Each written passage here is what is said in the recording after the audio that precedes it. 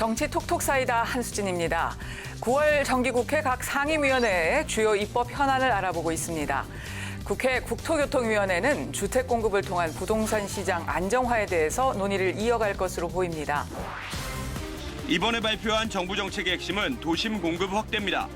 서울과 수도권, 지방 대도시 등 주거 수요는 높지만 재개발, 재건축 규제에 묶여 공급이 없었던 지역을 풀겠다는 겁니다.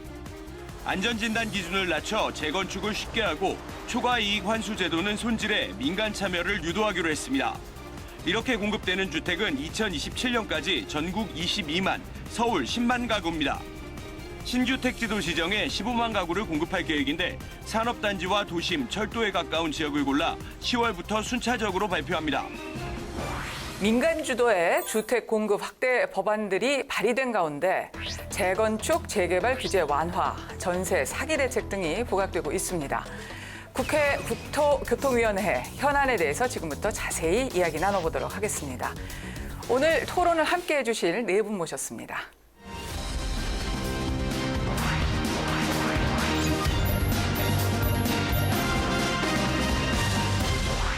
네, 윤석열 정부의 8.16 대책이 발표된 이후 국회 국토위에는 주택 공급 확대, 서민 주거 안정을 위한 법안들이 발의됐습니다.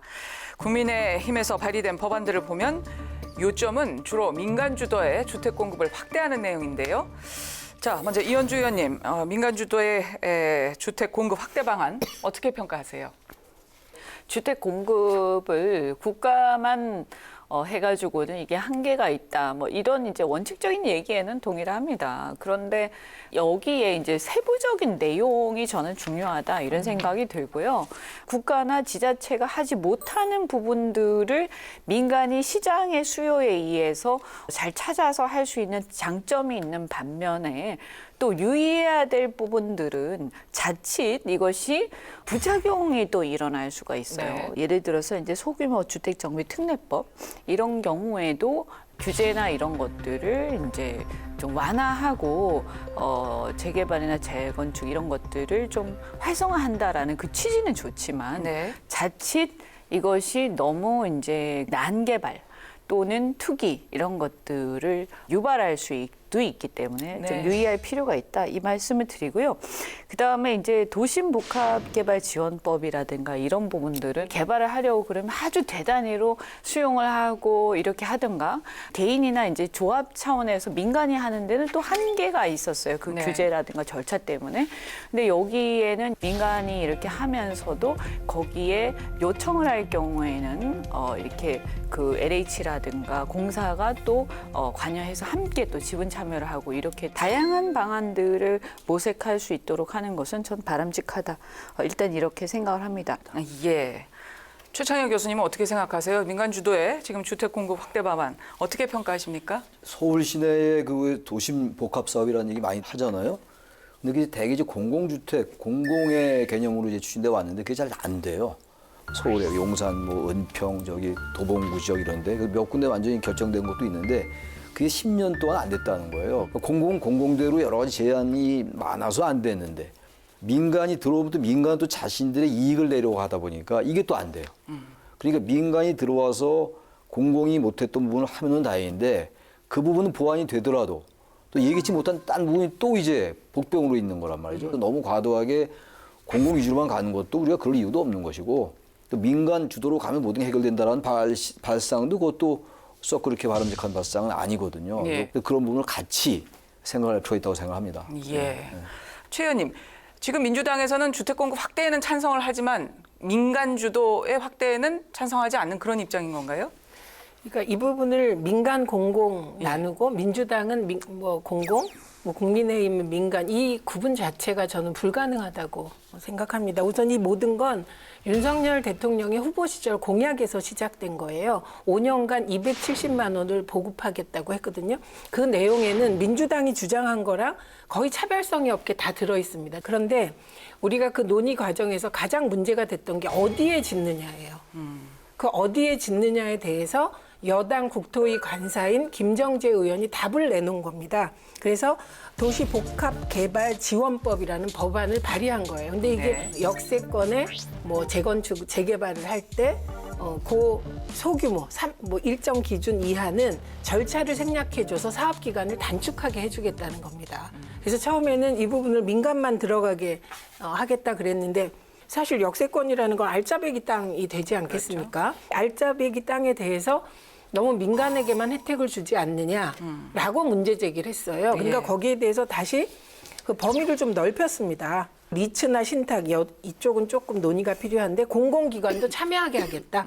근데 지금 미분양이 쌓이고 있는 상황이고 주택 시장이 침체하고 있는 상황에서 민간이 쉽게 뛰어들 수 있을까? 지금 이제 그 상황을 고려하는 것이 이제 국회가 고려해야 될 상황 같습니다. 그래서 이게 여야 간의 큰 쟁점이 될 사항이라기보다는 서로 토론해서 보완해 가야 되는 지점 같습니다. 예, 그렇군요. 장 교수님 비정한 예산, 다정한 예산 참 말을 잘 만드는 것 같습니다. 정치권에서는 보면. 근데 그 비정한 예산이라고 민주당에서 지적했던 이 공공 임대주택 관련 예산 삭감된 부분이요. 이 부분도 좀 이야기를 해봤으면 좋겠는데요. 장 교수님 어떠세요? 비정한 예산, 뭐 다정한 예산 이런 식으로 지금 그 레토릭이 나와 있는데 민주당 이재명 대표가 비정한 예산 이렇게 이제 주장을 하고 있고 이 비정한 예산이라는 것은 올해 20조 7천억인 공공임대주택 예산안이 30% 삭감이 되지 않았습니까? 그래서 현재 15조 1천억, 그래서 5조 7천억이 이제 삭감을 했는데 이런 것들은 또 국민의힘에서는 이제 다정한 예산이라고 또 이제 주장을 하고 싶은 건데 현실적으로 보면은 이 서문의 주건안을 오히려 윤석열 정부의 이런 것들이 심화시킬 가능성도 있고, 그럼에도 불구하고 문재인 정부에서 쭉 해왔던 여러 가지 건축 정책, 부동산 정책 이런 것들을 약간은 변화를 가져와야 할 그런 시점이기 때문에 일면 타당한 면도 있지만 정치적인 논리가 지금 개입해서 이런 것들이 국민의 어떤 삶과 직결된 것을 처리한다는 건 상당히 문제가 있지 않나 이제 그렇게 생각이 들고 윤석열 정부는 확실합니다. 지금 시장주의 부동산 정책을 하겠다. 지난번 문재인 정부에서는 부동산 정책을 실패했다고 지금 보고 이런 빈 공간을 지금 공략을 하겠다는 겁니다. 공공임대주택 예산을 깎은 건 좀 이해하기가 좀 어려운 면이 있어요. 지금 제일 문제가 되는 거는 어쨌든 청년들이라든지 주택이 없는 분들, 소유 개념이 됐건 뭐 거주 개념이 됐건. 근데 공공임대주택에 들어가는 돈을 깎으면 가뜩이나 지금 공공주택이 부실하다고 그러는데 더 어려운 사람들한테는 굉장히 어려워지는 거거든요. 그래서 모르겠어요. 왜 이렇게 낮췄는지 모르겠는데 뭐 원희룡 장관 말에 의하면 저소득층은 여전히 뭐 혜택을 받는다고 얘기는 하는데 꼭 그렇지는 않을 것 같고 이 공공임대주택 문제를 자꾸 이렇게 예산을 깎는 이유가 재정 건전성 문제를 너무 의식하는 게 아닌가 정부가 그런 생각이 좀 들어요. 공공 분야의 주택들이 너무 열악하고 사실 그 선호를 안 한다 이런 문제는 있다 하더라도요 그걸 실제적으로 거주할 수 있게끔 공공에다 조금 더 예산을 부여하고 그다음 민간도 같이 들어가고 이런 방안을 고민했으면 좋겠다는 생각이 들어요. 자, 이 부분에 대해서 그러니까 윤석열 정부의 공공임대주택 정책에 대해서는 어떻게 생각하시는지요? 우선 뭐 저는 공공임대주택 예산이 삭감된 것만 가지고 비판할 건 아니다 이렇게 생각하고요. 전체적으로 보셔야 된다 이런 생각이 듭니다. 사실은 이제 그때 대선 때로 넘어가서 보자면 중점이 이제 임대에 있었다기보다는 내 집 마련을 어떻게 할 것인가에 많은 사람들이 관심들이 있었죠. 그 당시에. 그래서 우리 국민의힘에서는 이제 원가주택, 뭐 청년층에 좀 초점 맞추긴 했습니다만 원가주택 분양이라는 거를 공약을 했습니다. 근데 아직까지 이번 국회에서는 원가주택에 대한 구체적인 방안들이 얼마 전에 이렇게 국토부 장관이 발표한 정도 외에는 아직 안 나온 것 같은데요. 저는 그 부분을 좀 빨리 이렇게 구체적인 방안을 내놓을 필요가 있다. 사실 우리 국민들은 공공임대보다는 자기 집을 작지만 그래도 내 집을 마련하고 싶어 하시거든요. 그래서 예를 들어서 만약에 평당 그래도 1,000만 원 이하의 내 집 마련이 가능하다. 원가주택이라는 그것이 만약에 실현이 가능하다라고 한다면 저는 뭐 공공임대의 예산이 좀 줄어든다고 하더라도 충분히 어떤 주택 공급의 목표, 공공의 목표를 달성한다고 볼 수도 있겠다라는 생각이 듭니다. 그런데 이제 원가 주택에 대한 그 부분이 충분히 나오지 않거나 그것이 이제 흐지부지 되면서 네. 만약에 임대주택만 예산을 줄이거나 이렇게 되면 그건 좀 문제가 있습니다. 그리고 아마 이런 어려움이 있을 수가 있을 거예요. 지금 올해 하반기 그리고 내년 계속해서 경제가 좀 어렵고 이 가계부채 문제가 상당히 경제 복병이 될 가능성이 높습니다. 네. 아무리 싼 집을 공급한다고 그래도 결국에는 집을 마련한다는 것은 결국 가계부채가 수반되는 것이기 때문에 지금 변화한 경제 상황에서는 이 부분이 상당히 심각한 문제가 될 수가 있거든요. 그래서 전반적으로 제가 생각할 때는 여기 찔끔 저기 찔끔 하는 식으로 주택의 어떤 공급에 대한 대안들을 마련하는 법안들이 산발적으로 나오는 것보다는 네. 큰 그림에서 지금의 현재의 심각한 경제 상황과 가계부채 문제를 감안을 하면서 우리는 어떻게 가겠다라는 것을 종합적으로 국민들한테 제시하셔야 되지 않겠는가 이런 생각이 듭니다. 네. 일단 지난 대선 때 공공주택 관련한 공약을 보면 이재명 후보, 당시 후보의 경우는 100만 기본주택 공약했고요. 그리고 아까 말씀하셨듯이 윤석열 후보는 30만 원가주택 그렇게 공약을 했습니다. 근데 그 30만 원가주택 개념이 시세 이하로 임대주택을 보급하고 5년 후에 정부가 파는 거예요. 네. 근데 이제 이게 이재명 후보가 얘기했던 기본주택 개념하고 좀 다른 거죠. 이번에 김정재 의원이 공공주택 특별법도 발의를 했습니다. 여기서 핵심은 대개 공공임대주택의 경우는 일정 거주 기간이 있습니다. 그 거주 기간이 뭐 5년도 있고 긴 경우는 뭐 7년 이렇게 되어 있거든요. 근데 그 거주 기간을 줄이는 내용이 들어 있고요. 네. 그러니까 쪽방촌을 개발할 경우 그 쪽방촌에 사는 분들은 1주택을 주겠다 이런 내용이 포함된 공공주택 특별법도 있어요. 있기는. 예. 그런데 이게 아무래도 이제 대선 공약을 막 구현하는 법안을 22개 관련법을 발의했다는 거 아닙니까? 예. 그러다 보면 충실하기 어려울 것 같고 결국은 국회 논의 과정에서 얼마나 충실하게 이제 공공임대주택 관련한 예산을 짜느냐, 법을 통과시키느냐인데요. 얼마나 좋은 입지에 품질이 좋은 임대주택을 만드느냐에 따라서 정말 집이 주거용으로 가는 첫 발자국도 될 수 있죠. 덧붙여서 말씀을 네. 드리면 공공임대주택이 우리나라가 사실은 비율이 굉장히 낮은 편이기 때문에 지금 한 6% 정도밖에 안 되는데 대개 그래도 한 10% 정도는 넘어야 된다고 보거든요. 네. 그렇게 하려면 지금 현재 공공임대주택은 임대료나 이런 것들이 거의 국가가 예산을 퍼부어야 되는 그런 상황이다 보니까 다양하지가 않습니다. 그래서 이번에 아마 논의를 할 텐데 지난번 대선 과정에서 저는 민주당에서 상당히 좋은 다양한 방안들을 많이 내놨다. 그래서 그런 것들도 좀 타협안으로 절충할 만하다고 생각을 하고 공공임대주택의 예산이라든지 이런 것들은 이것을 유지 관리한다든지 또 임대를 하는 예산이나 이런 것들은 별도로 분리해서 평가해서 정성평가를 해야지 이것을 정량평가를 통해서 재정의 평가에 넣는다. 그럼 이것은 실질적으로 공공을 위해서 필요한 네, 역할을 네. 하는데 굉장히 재정을 축내는 역할을 한다라는 식으로 평가를 받게 되는 예. 거기 때문에요. 예, 예. 그래서 이 부분에 대한 개선, 개혁 이런 것들이 수반되지 않으면 끊임없이 이 문제는 해결이 되기가 좀 어려울 거라고 봅니다. 예. 그래서 정치 논리로 하지 말고 예. 이런 것들을 근본적으로 보면 서민의 거주 문제 그리고 의식주 문제 이런 것들을 해결할 수 있는 그런 걸로 가면 국회에서도 여야가 잘 타협해서 바람직한 미래 방향으로 갈 수 있지 않을까 그렇게 뭐 저는 생각이 듭니다. 네. 어쨌든 지금 공공임대주택 물량이 좀 줄어드는 거, 예산이 좀 줄어드는 것에 대해서는 전반적으로 좀 우려를 함께 해주신 것 같습니다. 지금 재건축 안전진단 규제 완화 어떻게 할 것인지 그 방안을 놓고도 좀 관심이 모아지고 있는데요. 지금 여야 정부가 제각각 지금 재건축 안전진단 규제 완화책을 내놓고 있습니다. 방향성은 조금 다릅니다. 먼저 국민의힘에서 발의한 도시정비법 개정안을 보면요.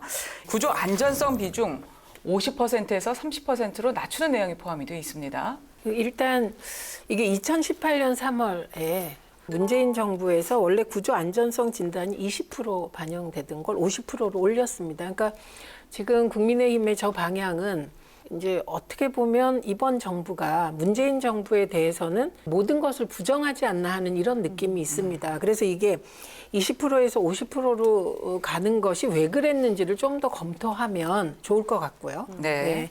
이게 저는 늘 이제 주택 그 관련 법과 규제를 보면 꼭 필요한 규제가 있고 공무원들을 위한 절차상의 지연 내지는 다른 의미의 규제가 있는 것 같아요. 후자는 저는 100% 단축하는 게 맞다고 생각합니다. 그래서 이 부분은 뭐 저희가 20%가 맞다, 50%가 맞다, 30%가 맞다 이럴 건 아니고 예. 다만 민주당에서는 국토교통부가 일률적으로 판단하는 이 안전진단을 광역자치단체로 분산하자 이런 제안을 하는 법을 김병욱 의원이 발의를 했어요. 맞아요. 그 얘기하려고 그랬는데. 네, 이건 민주당이 했는데 저는 이거는 일부 타당성이 있다고 봅니다. 왜냐하면 지자체별로 다 조건이 다르지 않습니까? 그래서 그 조건에 따라 광역자치단체로 안전진단을 이전하자. 네. 이 법에 대해서는 저는 타당한 면이 있지 않나 생각합니다. 예, 의원님 어떠세요? 사실은 뭐 안전진단, 말이 안전진단이지. 어쨌든 대건축 관련 규제, 그다음 기본적으로 건축에 대한 규제라든가 이런 부분들까지 중앙에서 다 쥐고 있겠다죠. 그게 좀 문제가 있다 이렇게 생각을 하고요. 주택의 수급에 대한 부분들은 지방마다 다 달라요. 네. 그러니까 그거는 단체장이 지역의 어떤 여론, 주택의 수급 상황 이런 것들을 다 종합적으로 고려를 해서 책임지고 판단하는 게 맞다. 그리고 이것을 이렇게 지나치게 중앙정부가 그 지역 사정을 전혀 고려하지 않고 그냥 여기 공급해야 되니까 막 쉽게 말해서 때려 짓는다고 우리가 표현을 하는데 막 그렇게 하기도 하고 그래 놓고는 막상 이렇게 교통 상황도 전혀 보강하지 않고 이래가지고 굉장히 어려운 상황이 벌어지고 그렇거든요. 그래서 저는 교통이든 주택이든 이렇게 삶과 관련된 부분들 이런 거를 지나치게 중앙에서 쥐고 결정하는 거 이 전체적으로 문제가 있다. 네. 광역 단체장한테 대부분 다 일임하는 게 저는 맞다라고 생각합니다. 네. 규제 완화에 대해서는 지금 뭐 국민의힘의 태영호라든가 송원수 의원 그리고 민주당의 전해숙, 김병욱 의원 약간의 차이가 있습니다. 핵심적인 것은 광역자치단체에서 이것을 의견 제시 권한이냐 아니면 완전한 권한 이양을 하냐 그런 여러 가지 취지가 좀 다른데 정부 국토부에서 이것을 뭐 100% 민간 이양을 하겠습니까? 국토부 나름대로 정부가 안전에 최고의 컨트롤을 타오기 때문에 이것을 쥐고 있어야 된다고 보면 30%까지는 검토를 한번 하겠다 이렇게 인심을 쓰는 이제 과정이고 지역구 의원 같은 경우는 아니다 100% 지자체 이양해주면 우리가 알아서 하겠다 자율성을 달라 지금 그런 차이점은 있는데 근본 취지는 여야가 다 공감하고 있는 사안이 아닌가 이렇게 봅니다. 예. 재건축이 말이죠. 재건축이 되면은 막 축하주 먹고 막 이러더라고요. 자기가 이제 사는 집이 재건축 결정됐다 그러면 재건축을 통해서 이제 주택 공급을 늘려야 되겠죠. 그리고 어떤 아파트는 정말 너무 낡은 아파트가 많아요. 근데도 여전히 여러 그 규제에 묶여서 재건축을 못하는 건 저는 합리적이지 않다고 생각하는데 재건축을 하는 적은 더 올라가고 이게 또 빈부격차의 또 원인이 돼요. 주택이 있고 없는 것도 굉장히 중요한 문제지만 주택이 어디에 있느냐가 결정적이거든요. 재건축 정책도 그런 것들이 같이 반영될 때 의미가 있지 그렇지 않고 순전히 강남에 있는 집 한 채하고 저기 지방에 있는 한 채하고 같이 보면서 다 1주택자다라고 보면 그건 잘못됐다. 그래서 이 세 분이 말씀 안 하신 걸 제가 좀 따로 말씀을 드리는 겁니다. 예. 초과이익 환수제 부담금 관련한 이야기도 좀 해보도록 하겠습니다. 이 의원님 지금 보면요.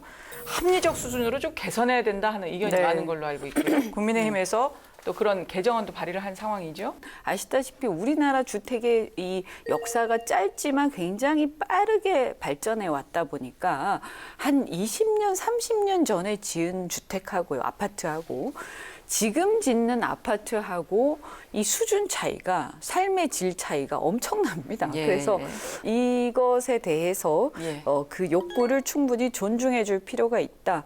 다만 이익을 환수를 해서 경제성을 떨어뜨려 가지고 못하게 한다 이런 것보다도 만약에 너무 많이 이익이 가고 경제성이 너무 높아진다. 그럼 저는 기부 체납을 받든지 해서 그 자체는 용적률을 높이더라도 그 주변의 환경을 공공에 대한 어떤 시설이라든가 공원 이런 녹지 환경을 네네. 충분히 높여가지고 기부 체납을 많이 받는 식으로 그래서 전체적인 그 지향점과 틀을 분명히 할 필요가 있다고 생각합니다. 네. 좀 아까 교수님이 재건축을 하게 되면 축배를 든다. 그런데 주변의 집값이 오른다. 이 얘기는 뭘 얘기하냐면 재건축이 되면 누군가 이득을 본다는 거잖아요.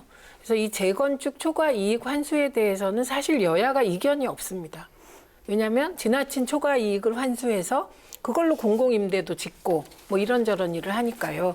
그런데 이게 이제 법안이 이미 국민의힘에서 발의됐는데요. 네. 첫째는 재건축 부담금을 대폭 완화하자. 그래서 이 법안에 따르면 재건축 부담금 면제 기준 금액을 3천만 원에서 1억 원으로 개정하자. 그리고 누진 부과 기간도 2천만 원에서 3천만 원으로 하자 이런 겁니다. 대폭 완화되는 거죠. 네. 그다음에 재건축 부담금이 부과 개시되는 시점이 있지 않습니까? 그 시점도 추진위 승인일이 아니라 조합 설립 인가일로 하자. 이거는 사실 추진위 승인일로부터 하는 것과 조합 설립 인가일로 하는 게 금융 비용 등을 고려하면 큰 차이가 있구나. 나게 되죠. 네. 그다음에 세 번째는 1세대 1주택자의 경우는 재건축 부담금을 50% 경감해 주자. 이거는 이런 식의 구체적인 제안이 지금 법안으로 발의된 겁니다. 네. 그래서 아마도 민주당은 1억으로 올리는 거 반대하겠죠. 왜냐하면 3천만 원과 1억은 굉장한 차이가 있지 않습니까?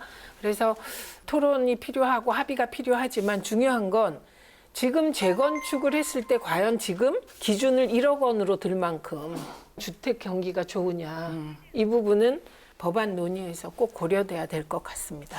네. 뭐 과거에 2006년에 이런 것이 이것이 도입돼서 2012년, 17년에는 주택 시장이 침체해서 중단됐다가 2018년 1월에 다시 이제 시행된 초과 이익 환수제인데 이것이 이제 헌법재판소까지 갔지 않습니까? 그래서 이중과세니 조세정의 어긋나니 평등권 침해 이런 것들이 다 해당되지 않는다. 그래서 지금 이제 시행이 되고 있는데 지금 전국의 63개 단지에서 33,800가구의 재건축 부담금 예정 통보액을 지금 통지를 했답니다. 집행은 되지 않고. 예를 들어 서울의 성수동에는 1인당 5억 원, 그리고 도곡동에는 4억 5천, 반포에는 4억 2천. 이 정도로 지금 초과이익 환수제에서 부담금이 지금 이제 통지가 된 상태인데 네. 이런 것들이 무서워서 사실은 재건축을 할 수가 없다. 네. 그런 상황이기 때문에 이런 것들이 예를 들어서 어떤 건축 시장의 어떤 시장 경제 차원에서도 이렇게 위축시킬 가능성은 상당히 크기 때문에 네. 국회에서 이게 타협하기가 쉽지는 않지 않을까 그렇게 생각이 듭니다. 예. 그렇군요. 교수님 어떻게 생각하세요? 초과이익 환수는 사실 원래 관점에서 보면은 자유주의적 관점에서 본다면 말이 안 되는 거죠. 자기가 사는 곳에서 나타난 이익인데, 생긴 이익인데, 그거 자기 갖는 게 맞는 거죠. 근데 그렇게만 볼 수 없는 거니까 공공의 관점이라는 게 있는 건데, 초과이익 환수제에서 그 부담금을 좀 낮춰야 될 것 같아요. 너무 높아요. 그거를 이제 그 민주당이 주장하는 것과 국민의힘이 주장하는 것 사이에서 적정한 선에서 좀 맞출 필요가 있을 것 같아요. 민주당은 무조건 초과이익 환수를 좀 강화하려 하고, 국민의힘은 좀 완화하려 하는 그런 기본적인 이념의 차이도 있다고 보는데, 그건 이념 문제로 접근한 문제는 아닌 것 같고, 예. 좀 어느 정도 적정한 선에서, 그리고 또 전 빈부의 격차에 따라서도 글쎄 그걸 통계적으로 계량적으로 가늠하기는 어렵겠습니다만, 예. 좀 이제 그 신축적으로 적용할 필요가 있을 것 같다고 생각합니다. 예. 자, 합의점 찾을지 좀 지켜보도록 하고요. 다음엔 깡통 전세 문제도 좀 살펴보도록 하겠습니다. 최근에 전세 보증금 반환하지 못하는 이른바 깡통 전세 피해 예방을 위한 법안들 지금 국회에 계류 중인데요.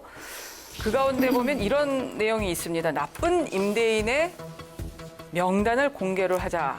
이런 개정안도 있고요. 지금 여러 방안들이 논의가 되고 있습니다. 자, 깡통 전세 피해 예방을 위한 국회 논의 어떻게 좀 진행이 돼야 될지 의견을 좀 듣고 싶은데요. 먼저 네. 이현주 의원님. 네. 지금 깡통 전세 문제는 사실은 어떻게 보면 우리나라 특유의 어떤 임대 제도가 전세 제도고 그 전세를 가지고 이제 또 주택을 내 집 마련을 하고 이런 이제 관행들이 있다 보니까 그렇게 하다 보면 이제 집값이 또 떨어지고 올라가고 하는 그 사이클 속에서 전세가하고 집값하고 역전이 되는 경우들이 생기거든요. 그래서 이 부분은 저는 기본적으로 국회에서는요, 우리의 경제 사이클하고 이 전세 제도의 문제점, 그리고 이 사이클 사이에서 깡통 전세가 어떤 경우에 중간중간에 생겼다가 또 해소됐다가 이렇게 하는지, 담보가 되지 않을 정도의 높은 전세를 받고 이렇게 계약을 하는 이런 부분들을 어떻게 보호할 것인지, 좀 구조적 문제로 접근을 하고 근본적인 대책을 수립을 해서 경제 전체 구조를 이해하면서 얘기를 해야지, 이걸 뭐 나쁜 임대인 명단 공개라든지 이렇게 접근을 해가지고 되겠습니까? 저는 이거 너무 한심하고요. 임대차 보호법처럼 이렇게 좀 전세입자들을 어떻게 보호를 하는 담보 가치에 비해서 전세금이 너무 높을 때는 그좀 규제한다든지 이렇게 좀 가야지. 저는 뭐 이건 어차피 위헌이기 때문에 되지도 않겠지만, 예. 근데 이런 식의 발상을 이렇게 법을 남발하면서 이렇게 또 이렇게 한다고 되지도 않고요. 규제가 이 문제 해결되지도 않고요. 정말 네. 이 초등학생도 아니고. 알겠습니다. 최 의원님 어떠세요? 우선 이게 투기와 연관이 된 얘기입니다. 이게 문제가 되는 건 일반적으로 1주택자가 집을 하나 가지고 있는데 그걸 전세를 놔서 생기는 문제가 아니에요. 지금 그 나쁜 임대인 명단 공개는 왜 나온 거냐면 그 500채 이상을 구입해서 그러니까 전세 끼고 집을 샀는데 집값이 떨어지다 보니 그 500명의 전세입자가 피해를 보게 돼서 그런 아주 악질적인 유형을 공개하겠다 이런 얘기가 나온 거고, 이 깡통 전세 예방법은 3개잖아요. 구조가 처벌, 그다음에 구제, 예방 이렇게 되는 겁니다. 근데 이 처벌은 사실 사기잖아요. 나쁜 임대인 명단 공개가 골자가 됐다면, 제가 그 법안들을 다 살펴보질 못했는데 그랬다면 역시 국회의원들은 깡통 전세 피해자가 아니구나. 저는 이 부분이 느껴집니다. 만약에 내 주변에 깡통 전세 피해자가 있어서 피눈물을 흘린다면 보다 구체적인 대안을 담은 법안이 마련될 것 같은데, 예. 근데 그럴 것 같지는 않아요. 이게 한 부분이고 예. 처벌과 구제와 예방이 동시에 들어간 법안이 국회에서 마련되길 기대합니다. 국회에서는 이제 이런 지역에서 민원이 많이 들어오기 때문에 그 민원에 응답하는 차원에서 이런 관련 방금 뭐 두 의원께서 말씀하셨지만 처벌 규정이 없어서 실효성이 떨어집니다. 실효성이라는 것은 대다수가 입법의 수혜자가 돼야 되는데 네. 이런 것들은 서민들을 위해서 선언적으로 우리가 이렇게 여러분들을 위해서 일을 해주고 있다. 전형적인 국회의 행태라고 생각이 들고 고민하는 적이 별로 없다고 봅니다. 전세 사기가 일어나면 결국은 전세업자들이 어디로 갑니까? 월세로 전환할 수밖에 없지 않습니까? 이렇게 되면은 거주 문제에 악순환이 일어나기 때문에 근본적으로 국회에서 입법화도 조심스럽게 해야 되지만 네. 방금 말씀하셨듯이 피해 회복 그리고 전세 사기, 예. 단속 그리고 처벌을 상당히 강화하는 그런 쪽으로 이것이 가야만이 그래도 조금이라도 이제 효과가 있을 수가 있다고 봅니다. 네. 근데 이게 지금 나쁜 임대인, 저는 사실 명단 공개도 필요할 것 같아요. 아주 이런 사람들은 이 사회에서 발을 못 붙이게 해야 돼요. 얼마나 악질입니까? 물론 이제 법률적으로 보면 이제 위헌이고 명단 공개 이런 것들이 근원적인 해결책은 안 되는데 현실성이 없다. 현실성이 없죠. 그래서 저도 이제 그런 말씀에 동의하면서도 네, 오죽하면 이런 나쁜 사람들 얘기가 나오겠어요. 오죽하면 이런 방안들까지 나올까 하는 말씀 해주셨습니다. 보다 실효성 있고 현실성 있는 대책을 한 목소리로 주문을 해주셨습니다. 자, 여기까지 이야기는 나누도록 하고요. 계속해서 사이다 큐 보시겠습니다. 최근 여야가 특별감찰관 임명을 놓고 줄다리기를 벌이고 있습니다.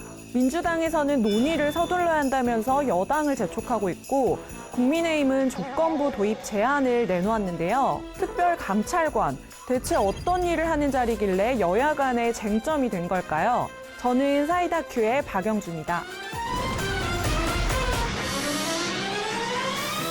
특별감찰관은 대통령의 친인척 등과 대통령과 특수한 관계에 있는 사람의 비위 행위에 대한 감찰 업무를 합니다. 박근혜 전 대통령이 대선 후보 시절에 공약을 해서 추진이 됐던 것으로 검경과 민정수석실의 영향을 받지 않고 친인척과 측근을 관리하는 별도의 독립적인 기관이 필요하다는 인식에서 만들어졌는데요. 감찰 대상은 대통령의 배우자 및 사촌 이내의 친족과 대통령 비서실의 수석 비서관 이상의 공무원으로 특별감찰관은 감찰 사무를 통할하고요. 특별감찰관보를 지휘 감독하는 업무를 수행합니다.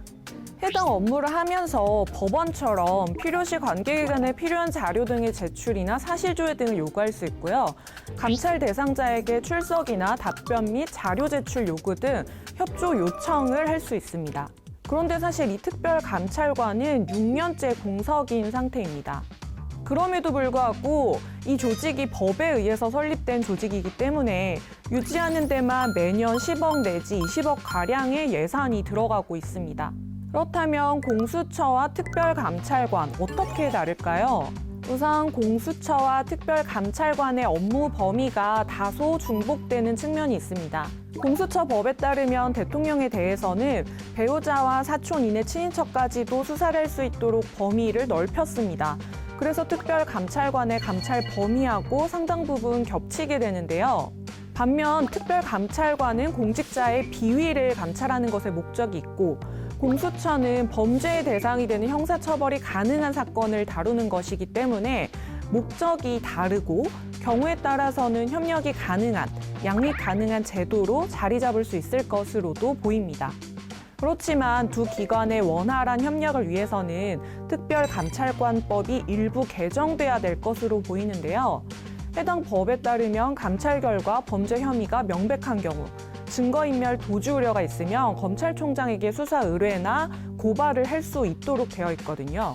해당 사건을 검찰로 넘기게 되면 공수처하고 갈등이 반복될 수 있는 상황이기 때문에 개정이 필요합니다.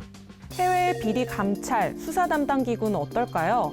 미국은 주요 정부기관마다 감찰관실이 있습니다. 소속기관의 회계 감사를 담당하는 한편 갖가지 부조리나 비위 방지 업무도 하고 관련 사건을 조사하는 업무, 내부 고발도 접수하는 업무를 하고 있습니다.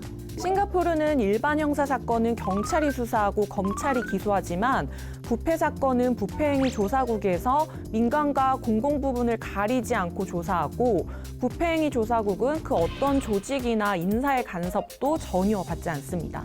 영국의 중대부정수사청은 소속은 행정부인 법무부 소속이지만 조직 운영의 독립성을 보장받고요. 수사권과 기소권, 공소유지권을 모두 가지고 있고 신속한 수사를 위해서 법원의 영장이 없어도 금융정보의 제공을 요구할 수 있는 권리가 있습니다. 미국 특별심사청과 인도네시아 부패척결위원회는 행정부나 사법부에 속하지 않은 별도로 독립된 기관인데요. 특별심사청은 수사권과 조건부 기소권을 가지고 있고 부패척결위원회는 조사권과 수사권, 기소권까지 모두 가지고 있습니다.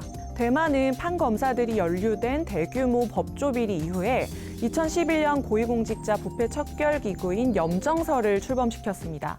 6년째 공석 중인 특별감찰관 자리가 이번 정부에서 채워질 수 있을지가 주목되는 상황인데요. 대통령은 전 국민이 뽑은 선출직입니다. 선출되지 않은 대통령과 특수한 관계에 있는 사람이 비위행위를 할 수 없도록 하는 것이 결과적으로 국민을 보호하는 일일 것입니다.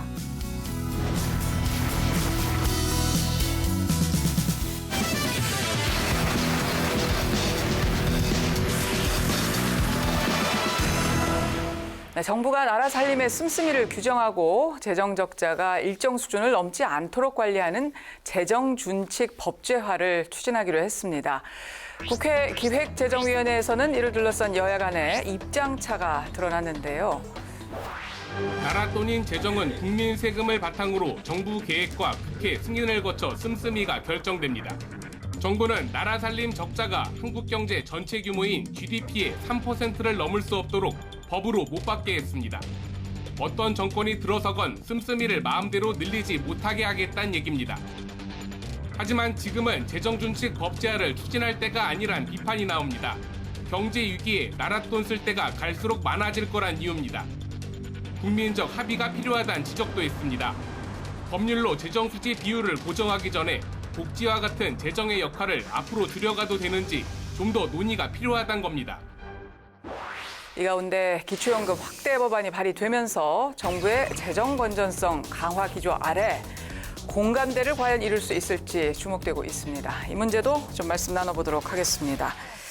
자, 최 의원님, 지금 관리 재정 수지 적자폭을 GDP의 3% 이내로 관리를 하겠다. 뭐 이게 주요 내용인 것 같습니다. 네, 그리고 이게 국가 채무 비율이 지금 50% 정도인데 60%를 넘으면 2% 이하로 관리하겠다는 거예요. 2%로 더 줄이겠다 하는 네, 거고요. 네. 근데 이게 문재인 정부에서도 시도됐던 겁니다. 누구에 의해서? 기재부 관료들에 의해서. 근데 그때도 사실 민주당이 반대했어요. 여당임에도 불구하고. 그 반대한 이유는 뭐냐? 그러니까 이 국가 재정을 잘 관리하겠다는 거에 반대할 사람은 없어요. 그런데 이런 식으로 GDP 대비 뭐 몇 프로로 하겠다. 이게 실효성이 있겠냐. 그래서 이 실효성을 높이기 위해서는 외부의 독립된 위원회가 이 재정 관리 준칙이 잘 이행되고 있는지 감시할 수 있는 기구를 둬야 한다는 그 대안이 또 그 학계에서 나왔어요. 그럴 정도로 실효성에 의문을 제기하고 있는 그런 문제이고요. 지금 지난 정부에서 부채가 늘었다고 합니다만 그 부채 는 게 대규모 토목 사업을 한 겁니까? 아니거든요. 전 세계적으로 코로나로 인하여 사실은 돈을 많이 풀었어요. 그리고 돈을 풀지 않으면 경제가 안 돌아가는 상황이었고. 그럼 이런 상황이 왔을 때 어떻게 할 거냐? 그럼 기재부는 예외 조항을 주겠다. 이렇게 이제 얘기를 하고 있습니다. 사실 이 부분은 굉장히 이념적인 부분이에요. 그리고 민주당과 국민의힘이 가장 첨예하게 부딪히는 지점이에요. 이거는 작은 정부, 큰 정부. 그리고 재정 확대해야 된다. 재정을 줄여야 한다. 어차피 돈은 다 들어가게 되어 있거든요. 빚을 지게 되어 있어요. 그럼 이 빚을 어떻게 할 거냐. 그 국민의힘은 작은 정부, 그다음에 긴축 재정이잖아요. 네. 민주당은 재정 확대를 주장하고 있습니다. 그래서 저는 이 부분은 아마 국회 논의 과정에서 가장 큰 논란을 불러일으킬 소재라고 생각을 합니다. 그리고 제 입장에서는 이런 식으로 어떤 기준을 뭐 GDP의 몇 프로, 그다음에 재정수지 적자로만 재정 준칙의 기준이 정해지는 건 이런 그 세계적으로 경기가 불확실한 이 상황에서는 위험할 수도 있다. 거꾸로 이게 지금 환율이 거의 1,400원을 넘보고 있는 이 상황에서 오히려 윤석열 정부에 부담이 될 수가 있다고 생각합니다. 예. 그래서 여당도 논의에 신중해야 하는 그런 사안이라고 봅니다. 예. 뭐 재정을 뭐 방만하게 운영해서도 안 되고 또 이렇게 준칙을 법제화하자 뭐 그 취지는 충분히 공감하고 또 그런 정신 상태는 저는 아주 바람직하다 이렇게 생각합니다. 그런데 과연 지금 현재 상황에 이게 필요하냐? 저는 조금 의문이에요. 왜냐하면 지금 상황이 굉장히 경제가 취약한 상황이거든요. 네. 올해 내년 뭐 어떻게 될지 모른다 이런 얘기까지도 나오고 있고 물가와 금리, 환율 상당한 위기 상황에서 이럴 때는 저는 재정의 운용의 탄력성을 좀 기할 필요가 있는 시점이다 이렇게 생각되고요. 제가 조금 지금 윤석열 정부에 대해서 우려 섞인 눈으로 바라보는 점은 뭐냐면 지금 상황에서는 재정적인 여유를 충분히 가지고 비상 상황에 대비를 해야 되는데 이걸 묶어놓는 것은 저는 굉장히 이거 문제가 될 수 있다라고 생각을 하고요. 자기 발등 찍는 상황이 올 수도 있다라는 생각이 들어서요. 네. 저는 사실은 개인적으로 굉장히 반대합니다. 그리고 우리가 보면 자산소득은 늘어나지만 상대적으로 근로소득은 계속 줄어들면서 양극화가 심화되는 추세에 있지 않습니까? 전 네네. 세계적으로. 그런데 이런 상황에서 전 세계가 양극화가 심화되는데 예. 빈부격차 더 심해진단 말이에요. 그러면 여기에서 이 취약층은 결국 재정을 통해서 구제할 수밖에 없거든요. 예. 이게 지금 들어갈 돈은 꽤 있을 텐데 예. 또 경제의 어떤 위기 상황에도 대응해야 되고 예. 취약층에도 지금 구제를 위해서 써야 되고 예. 양극화 문제도 해소하는 데도 써야 되고 네, 이런 네. 상황에서 재정 예. 준칙 이렇게 하면 저는 이거 무슨 생각하는지 정말 이해가 안 되고요. 네. 지금 위기 상황에 대한 대응 방안을 논해야 될 때라고 생각합니다. 예. 앞서 두 의원께서 말씀하신 것처럼 저도 그 의견에 동의합니다. 왜냐하면 재정 준칙이 너무 경직되어 있는 것 같아요. 어느 정도 관리하기 위한 가이드라인은 필요한데 그런 인식도 필요하고 그런데 지금 이거를 경제 사정이 악화됐을 때 그때 어떻게 할 거예요? 그때 여전히 2% 3%에 맞출 겁니까? 그땐 돈 풀어야죠. 재정 확대해야 되는 것이지 이걸 자꾸 큰 정부, 작은 정부의 이념적인 측면에서 접근한다면 경제에 정치 논리가 들어가는 전형적인 예가 되는 거란 말이에요. 저는 그래서 사정이 악화될 때는 이걸 어느 정도 플렉서블하게 신축적으로 갈 수 있게끔 그 조항이 있어야 될 것이고 이 정부가 윤석열 정부가 과도하게 이제 긴축재정, 긴축재정이라기보다도 이제 재정 건전성이 악화된다는 걸 너무 과도하게 의식하는 측면이 있어요. 이 부분은 어느 박대출 의원이 발의한 걸로 알고 있는데 하여튼 많은 법안이 제출돼 있다고 저는 알고 있습니다만 이거 경제 준칙으로 해가지고 국가 재정법을 딱 못 박아놓는 건 이건 너무 위험하다. 이건 저 시대에 맞지 않은 것 같아요. 예. 이 재정준칙 법제화는 윤석열 대통령의 대선 공약이었습니다. 그렇기 때문에 지금 국민의힘에서 이것을 이제 추진을 하려고 하는 것이고 문재인 정부 초기에 660조 그리고 올해 말에 1068조에서 400조가 증가했고 박근혜 정부 때도 351조 그리고 이제 이명박 정부 때도 그 정도 비슷하게 이렇게 이제 증가를 했는데 그래서 박근혜 정부 때 재정건전화법이 있었고요. 그리고 문재인 정부 때 국가재정법을 만들려다가 이제 못 만들었고 이런 것들이 저는 불가능할 것 같습니다. 우리는 지금 뭐 역대 정권에서 보면 복지 포퓰리즘이라고 해서 방만하게 지금 예산이 늘어났기 때문에 네. 복지 후퇴를 하면 정권이 무너집니다. 그렇기 때문에 재정 준칙을 한다고 하지만 이것이 감당을 못하는 거기 때문에 실질적으로 들어가서 하려고 하다 보면 어려울 겁니다. 다음 선거를 그래서 생각하다 아까 보면. 의원님이 재발등을 찍는다 이런 표현을 쓰신 것 같습니다. 뭐 그런 똑같은 아니, 그러니까 이제 취지입니다. 제 말씀은 국가 부채 관리를 당연히 해야 돼요. 지금 상황은 그렇게 좋은 건 아니에요, 분명히. 네, 네. 근데 이 전체적으로 세입 세출 부분을 정비를 좀 한 다음에 현실 가능한 얘기를 좀 하는 게 좋겠다. 지금. 이게 저는 이 재정 준칙을 늘 뭐 다른 나라에서 하고 있다고 하지만 우리나라에선 이걸 추진하는 게 기재부 쪽이에요. 예, 그리고 이 재정 준칙이 만들어졌을 때 더 권한을 갖게 되는 부처도 기재부예요. 그러니까 아까 독립적인 위원회로 재정 준칙 이행 여부를 감시하자 이런 얘기 나왔는데 그 위원회도 누구로 구성되냐? 기재부 관료 출신.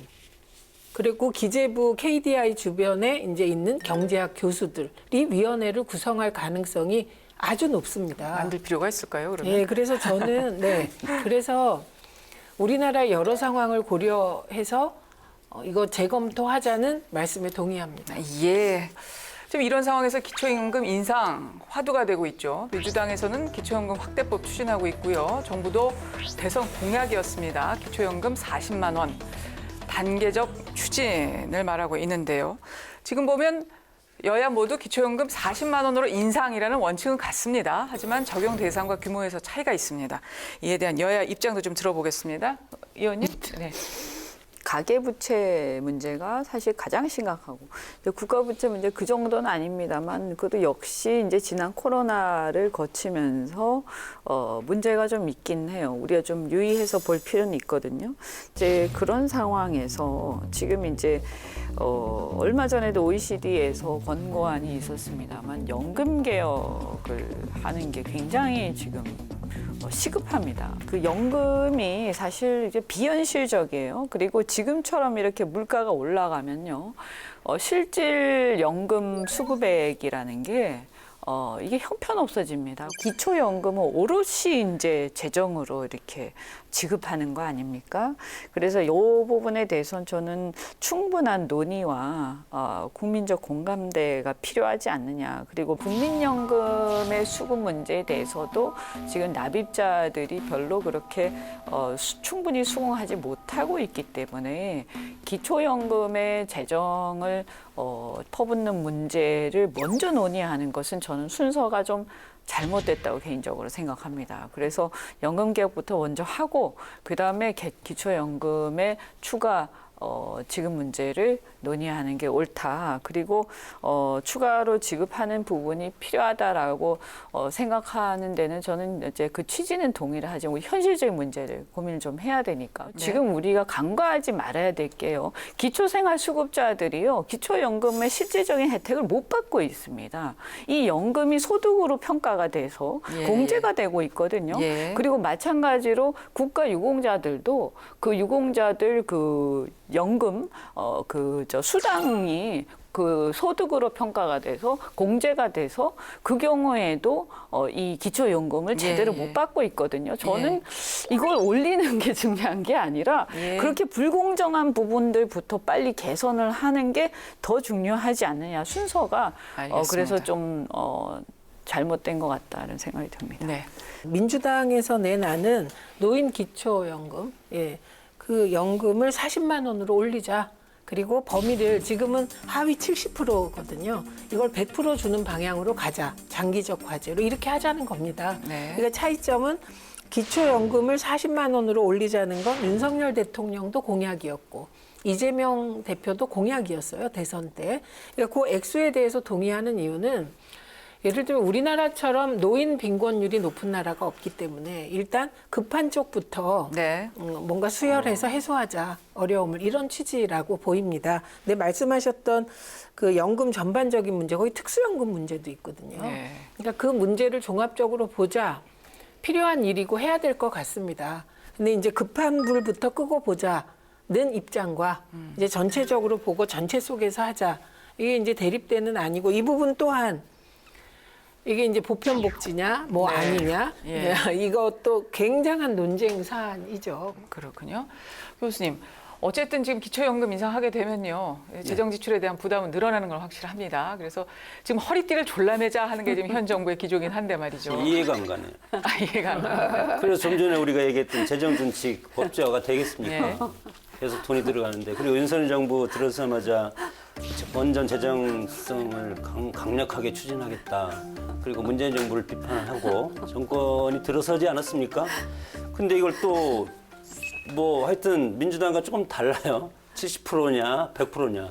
근데 이것도 형평성이 어긋나는 것이 국민연금, 기초연금, 퇴직연금 이 세 개를 연동해서 봐야 되는데 예를 들어서 국민연금 가입자가 40만 미만 받는 사람이 58%나 되는데 형평성이 또 어긋나지 않습니까? 이런 것들은 그걸 어떻게 할 것이며 뭐 아까 말씀하셨던 보편이냐 선별이냐 민주당은 다 주고 싶은 거고 그래야지 깔끔하지 않습니까? 근데 돈이 있냐? 돈은 뭐 갖다 쓰면 되죠. 우리 후세들이 갚으면 되니까. 그런데 이것을 빚내서 하는 것이 선진국은 아니지 않습니까? 그렇기 때문에 현실성 있고 미래의 어떤 방향과 비전을 종합적으로 검토해서 정부라든가 국회에서 이런 것들을 시행하거나 기획하고 그리고 결정해야 된다. 거기에는 반드시 전 국민적인 여러 가지 의견을 수렴하는 그런 것들이 필요한데 국회는 선거를 보고 한다. 그런 것들이 가장 큰 문제라고 생각이 듭니다. 전 기초연금 40만 원 인상은 좀 필요하다고 봐요. 저도 이제 노인 마녀로 들어가는데 이제 노인들 빈곤율이 엄청나요. 대한민국에 정말. 그렇죠. 그리고 노인들의 빈부 격차가 심해요. 어떻게 보면 더 양극화가 심한 게 65세 이상들이에요. 그걸 국가가 정확하게 피서를 집어낼 수 있어야 돼요.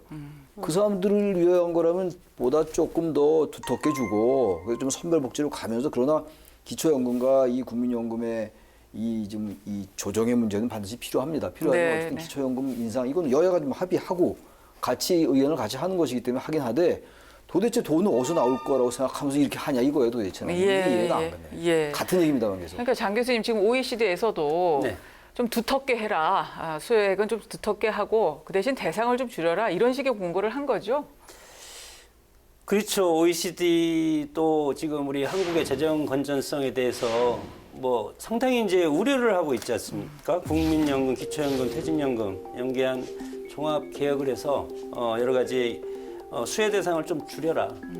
그리고 수혜율도 줄이고 그다음에 개별 급여액을 상향으로 해서 이렇게 이제 권고를 지금 한 상태고 정부에서 그리고 민주당과 국민의힘에서 이거에 대해서 서로 이제 갈등이라든가 그런 여러 가지 협의 사항이 이제 상당히 어려울 것 같기 때문에 국회의 논의를 지켜봐야 되는 것이 아닌가 싶습니다. 네, 알겠습니다. 말씀 잘 들었습니다. 자, 이번 시간에는요, 9월 정기국회 국토교통위원회 주요 현안 또 재정준칙 법제화 논의, 기초연금 인상안 등에 대해서 알아봤습니다. 정치 톡톡 사이다.